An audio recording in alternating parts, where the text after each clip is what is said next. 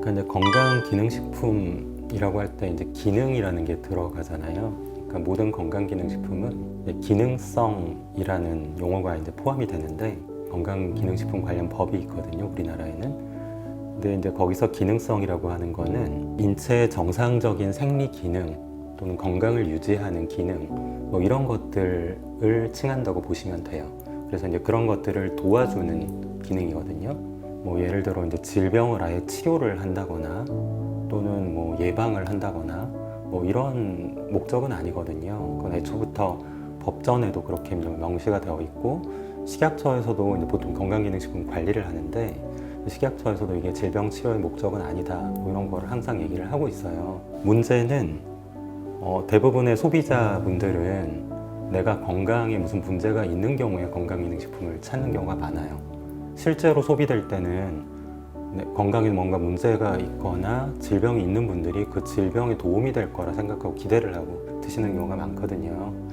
내가 갖고 있는 어떤 질병을 치료하려는 목적으로 쓰신다거나 이러면 안 돼요. 그런 걸 기대하시면 안 되고 많이들 그렇게 착각을 좀 하고 계시는 부분이 좀 문제죠. 그러니까 의약품이 가질 만한 그런 효과를 건강기능식품은 가질 수가 없어요. 그래서 애초부터 건강기능식품이라고 되어 있는 이유도 그러하고요. 보통 이제 의약품은 그 의약품으로 인정을 받고 이제 승인을 받으려면 임상시험이라는 걸 거쳐요. 그러니까 이제 특정 성분의 의약품과 그 성분이 아닌 가짜약 뭐 이런 것들을 이제 같이 대조를 해가지고 실제로 이제 효과가 얼마만큼 차이가 있어야 이제 인정을 받는 거죠. 건강기능식품도 좀 유사한 그런 관리를 받고 있기는 합니다. 그렇지만 그 시험의 규모가 굉장히 작아요.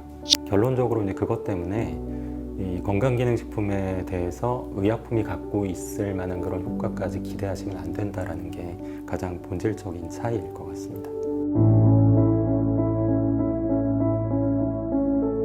그 식약처에서 이 건강기능식품 이상 사례 신고를 받습니다. 최근 한 3년간 봐도 굉장히 많이 늘어났죠. 그러니까 1년에 신고된 것만 해서 2,000건이 넘는다라는 얘기니까 이게 무시하기는 좀 어려운 숫자인 것 같고, 근데 식약처 보고 사례를 좀 검토를 해보면 간 손상 같은 거는 비교적 좀 흔하거든요.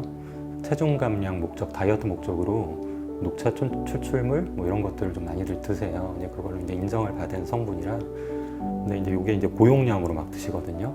한 가지 제품이 아니라 막 두세 개를 막 섞어 드시고 그랬을 때 간독성 사례가 보고된 것들이 꽤 있고요.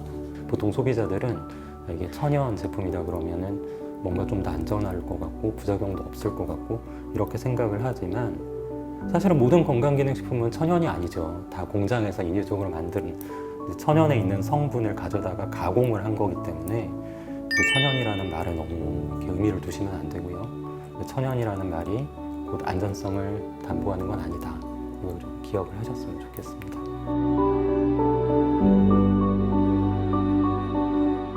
그 모든 영양소들이 상한 섭취량이라는 게 있거든요.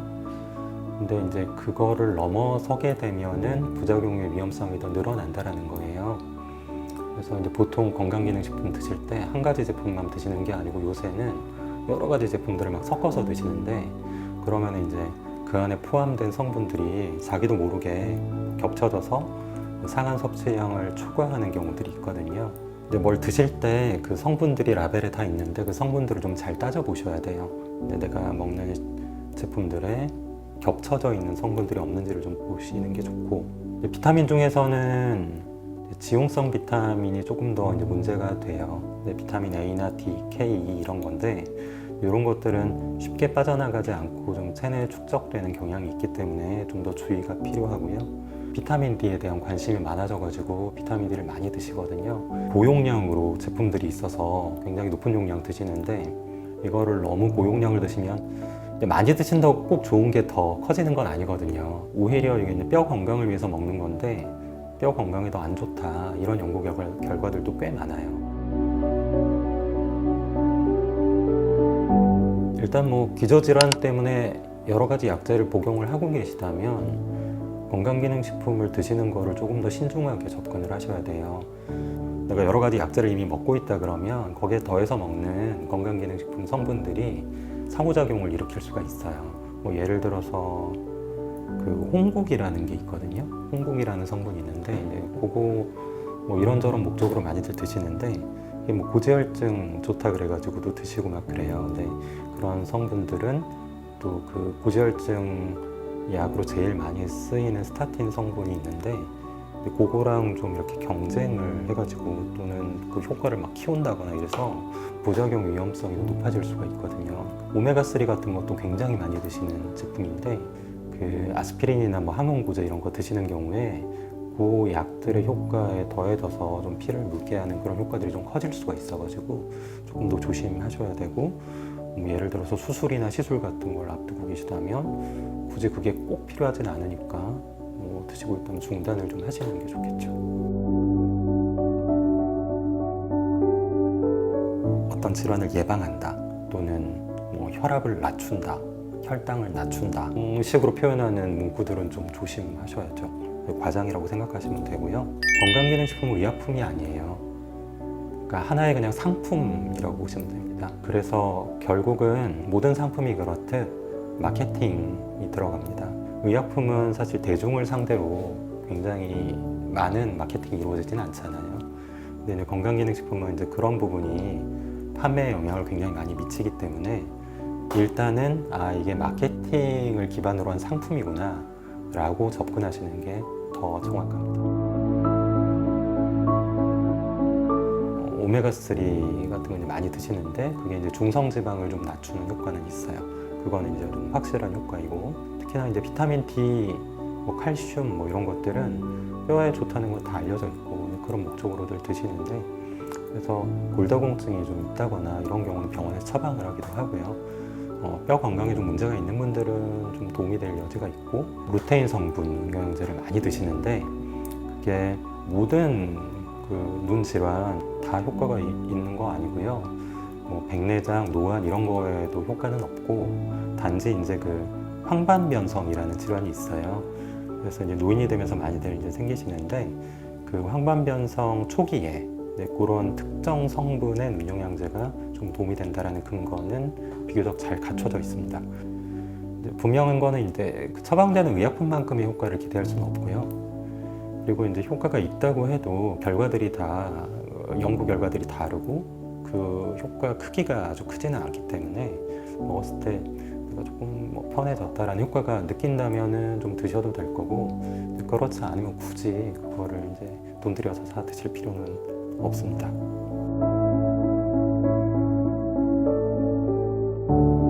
라벨을 보면 또는 케이스에 식약처 인증 마크가 있는지는 좀 보셔야 돼요. 이제 그런 마크가 건기식이라고 되어 있는 마크가 있는지를 확인하고 원래 이 성분이 어떤 데 도움이 된다라는 기능을 획득을 했는지 그걸 좀 잘 보셔야 돼요. 전혀 엉뚱한 걸 또 드시는 경우들이 있거든요. 이미 내가 이제 뭐 먹고 있는 건강기능식품들이 있는데 그거랑 좀 겹치는 부분들이 있는지 이제 만성질환이 있다거나 해서 약제들을 좀 드시고 있는 경우에는 뭐 조금 더 주의할 필요가 있기 때문에 그거는 이제 지금 처방받는 병원의 선생님한테 한 번쯤 여쭤보시는 게 좋을 것 같아요. 어쨌든 나이가 들수록 다양한 약제들을 한꺼번에 여러 개를 복용하고 있을 확률이 높거든요. 그래서 그런 다약제를 복용하는 경우에 조금 더 이제 상호작용의 위험이 커질 수가 있어서 좀 더 주의가 필요하고 이제 그런 경우에는 굉장히 보수적으로 좀 보시는 게 맞을 것 같아요. 꼭 필요한 성분이 아니면 굳이 그거를 이제 찾아서 드시지 않는 쪽이 어떨까 그런 걸 말씀드리고 싶고 비타민 같은 경우도 여러 가지 제품들을 조합해서 이제 드시다 보면은 아무래도 고용량 또는 겹쳐서 문제가 될 가능성이 더 높기 때문에 종합 비타민제 정도 여러 가지 성분이 그냥 적정량으로 들어간 그런 제품만 하나를 고르시는 게 조금 더 편하고 문제가 생길 위험이 좀 줄지 않을까 싶고요. 멜라토닌은 그래도 좀 효과가 있을 수 있거든요. 그래서 드셔서 효과가 있다면 뭐 드실 수 있는데 좀 어지럽다거나 다음날 주간 졸림이 있다거나 그래서 이제 실제로 뭐 낙상이 생긴다거나 이런 경우도 드물지만 있거든요. 그런 걸 좀 조심하시면 좋을 것 같습니다. 직구는 별로 추천드리고 싶지가 않아요. 말씀드린 대로 우리나라에 식약처에서 갖춰놓은 관리 체계가 있고 출처가 좀 불분명한 그런 검증이 안 된 제품들을 또 드시게 되는 경우도 있기 때문에 외국에서 샀다고 다 좋은 게 아니고 우리나라 제품들도 충분히 효과가 있을 수 있고, 아무튼 우리나라 식약처 인증을 받은 제품 위주로 선택하는 게 더 안전할 것 같습니다. 잘 먹고 잘 자고 그리고 운동하고 그런 기본적인 생활 습관만 잘 지켜도 건강 문제 절반 이상은 예방할 수 있다라고 생각하시면 좋을 것 같고요. 건강기능식품을 의약품 대신으로 생각하시는 건 안 된다라는 게 꼭 말씀드리고 싶은 거고요. 뭐 고혈압이나 당뇨병, 고지혈증약 꼭 먹어야 되는 처방약을 안 드시고 그냥 임으로 중단을 해버리신다거나 그 대신에 이제 그 성분에 좀 도움이 된다라는 그런 건강기능식품을 사다가 드시는 경우들이 많거든요. 뭐 뇌혈관이 막히는 뭐 중풍도 생기고 막 이런 좀 안타까운 사례들도 있고 해서, 그리고 이제 또 좀 지적하고 싶은 거는 이 건강기능식품을 의약품이 아니라고 되어 있지만 자꾸 의약품처럼 어떻게 보면 약간 그 건강기능식품에 일종의 권위를 좀 부여를 하는 거죠. 남들 다 먹는데 나만 안 먹고 있는 거 아니야? 이거 뭔가 건강을 위해서 내가 해야 될 걸 놓치고 있는 것 같아. 막 이런 불안을 갖고 오시는 분들이 있어요. 그러니까 가스라이팅 당하는 거죠. 일단은 지금은 건강기능식품을 너무 많이들 소비를 하다 보니까 약간 사회적인 문제도 되고 있다고 저는 생각을 하는데, 그래서 그런 부분을 좀 지적을 좀 하고 싶습니다. 특별한 거창한 루틴은 없고요. 뭐 저도 운동을 하는데 러닝을 좀 하거든요. 워낙 요새 이제 러닝 붐이니까 저도 한 3, 4년 정도 됐는데 어떨 때는 또 귀찮기도 하고 힘들기도 하고 일주일에 한두 번 정도는 꼭꼭 하려고 이제 노력을 하고 있고요. 그리고 이제 러닝을 안 하는 날은 저녁에 이제 일이 없을 때는 퇴근하고 저녁 먹고 꼭 산책 정도라도 하려고 합니다. 그래서 걷기하고 러닝 정도가 건강을 위해서 지키는 루틴